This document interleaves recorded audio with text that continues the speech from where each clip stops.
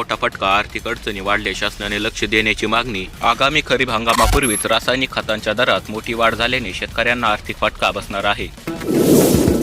केळीच्या दरात खानदेशात मोठी घसरण. खानदेशात मागील काही दिवसात केळीच्या दरात क्विंटल मागे 300 ते 400 रुपयांची मोठी घसरण झालेली आहे. अवकाळी पावसाचे संकट टळले, उन्हाची तीव्रता वाढली, हवामानात मोठा बदल. मागच्या काही दिवसांपासून राज्यातील हवामानात सतत बदल होत असताना दिसत आहे. कधी पाऊस तर कधी उकाडा अशी स्थिती सध्याला आपल्याला दिसून येत आहे.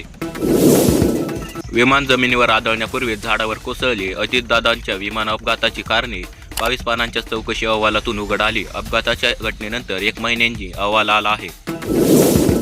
इराणवर अमेरिका इस्रायलचे हल्ले, इराणचेही जोरदार प्रत्युत्तर. अमेरिकेच्या 7 सैन्य तळांवर इराणचा हल्ला. अमेरिकन नौदलावरही इराणची क्षेपणास्त्रे धडकली. आर्थिक निर्णय घेऊ नका, मुख्य कार्यकारी अधिकाऱ्यांचे प्रशासक सरपंचांना आदेश. मुदत संपलेल्या ग्रामपंचायतीवर प्रशासक यांची नियुक्ती करण्याचे आदेश. भारतीयांची डेंग्यूची भीती कमी होणार. 2027च्या सुरुवातीलाच येणार स्वदेशी डेंग्यू लस. लस घेतल्यास डेंग्यू होणार नाही, झालाच तर गंभीर स्वरूप नाही. शक्तीपीठ महामार्गासाठी मोजणी सुरू. कलम 163 लागू. गावांमध्ये तणाव, शेतकऱ्यांचा संवादाचा आग्रह. शेतकऱ्यांच्या संवादाची मागणी. शक्तीपीठ महामार्गाची मोजणी सुरू करण्यात आली. कापूस खरेदी थांबली, लुटीसाठी व्यापाऱ्यांना मिळाले मोकळे रान. 3 महिन्यातच संकलन केंद्र गुंडाळले, फरच्या नावावर उत्पादनाची लूट. कर्जमाफीच्या आशेने 53 लाख शेतकऱ्यांचे पीक कर्ज थकले. जुन्या कर्जमाफीतील 6 लाख शेतकरी 9 वर्षापासून मदतीपासून वंचित. जनगणनेतील अधिकारी कर्मचाऱ्यांना 4 ते 6 मार्च दरम्यान प्रशिक्षण. नंतर तब्बल 16 वर्षांनी देशात जनगणना 2027 मध्ये होणार आहे.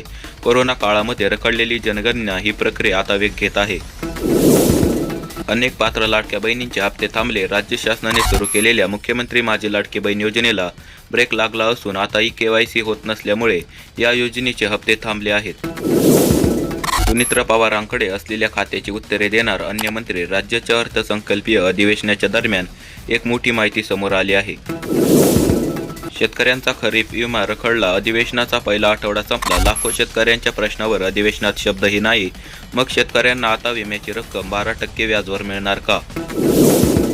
अमेरिका, इस्रायल, इराण युद्धाची जगाला चिंता. जगाचे टेन्शन वाढले. कच्च्या तेलाच्या किमती गगनाला भिडणार. तिकडे युद्धाचा तर इकडे सोन्याच्या दराचा भडका. ठाकरे बंधू एकत्र येऊनही मुंबई का जिंकू शकले नाही. एका वृत्तवाहिनीच्या आयडियाज ऑफ इंडिया कार्यक्रमात बोलताना मुख्यमंत्री देवेंद्र फडणवीस असे म्हणाले. कांदा उत्पादकांच्या डोळ्यात अश्रू. प्रति किलो 10 रुपये दर. उत्पादक खर्चही निघेना. दर नसल्यामुळे कांदा उत्पादक शेतकरी मागील 1 वर्षापासून आर्थिक अडचणीत सापडला आहे. अजितदादा विमान अपघाताचा प्राथमिक अहवाल जाहीर. व्यापार नियमांचे उल्लंघन, कमी दृश्यता आणि सुरक्षा त्रुटी. विमान जमिनीवर आदळण्यापूर्वी एका झाडावर कोसळल्याची माहिती समोर आली आहे. लाडकी योजना इतर खात्यांवर अन्याय करणारी. विधानसभेच्या निवडणुकीत गेम चेंजर ठरलेल्या लाडकी बहीण योजनेची अंमलबजावणी करताना राज्य सरकारची तारेवरची कसरत उघड आली आहे. कलिंगडाची वाहतूक ठप्प. होळीच्या पार्श्वभूमीवर माल वाहतूकदार सुट्टीवर. स्थानिक एजंटांनी दर पाडले. कलिंगड हे नाशवंत पीक असल्याने त्याची वेगळीच विक्री करावी लागते. यंदा दर बऱ्यापैकी काही शेतकऱ्यांना मिळाले, पण उत्पादन अल्प आहे. धरणग्रस्त शेतकऱ्यांची 1 इंचही जमीन जाऊ देणार नाही. ज्यांचा कधी शेणात हात नाही, ज्यांनी कधी मातीवर हात फिरवला नाही, अशांना आमच्या मातीवर फिरकू देणार नाही, असा इशारा आमदार यांनी केला आहे. AIच्या वापरात डेटा सुरक्षेचे आव्हान. पैसे खर्च करण्यासाठी परिषद घेतलेल्यांचा विरोधकांना आरोप. नुकसानग्रस्तांना हेक्टरी 50,000 रुपयांची मदत द्या. 50,000 रुपये प्रति हेक्टरी मदत जाहीर करावी. पावसाळ्यातील अतिवृष्टीचे प्रलंबित अनुदान आणि पीक विमा त्वरित वितरित करावा आदी मागण्या करण्यात आल्या आहेत. शेतकरी मित्रांनो, आज दिवसभरातील महत्त्वाच्या बातम्या आपण पाहिल्या आहेत. तर व्हिडिओ कसा वाटला ते कमेंटमध्ये नक्की सांगा आणि आपल्या चॅनलला सबस्क्राईब करून नोटिफिकेशन बेलला ऑलवरती नक्की टाका. भेटूया येणाऱ्या पुढच्या व्हिडिओमध्ये. तोपर्यंत धन्यवाद.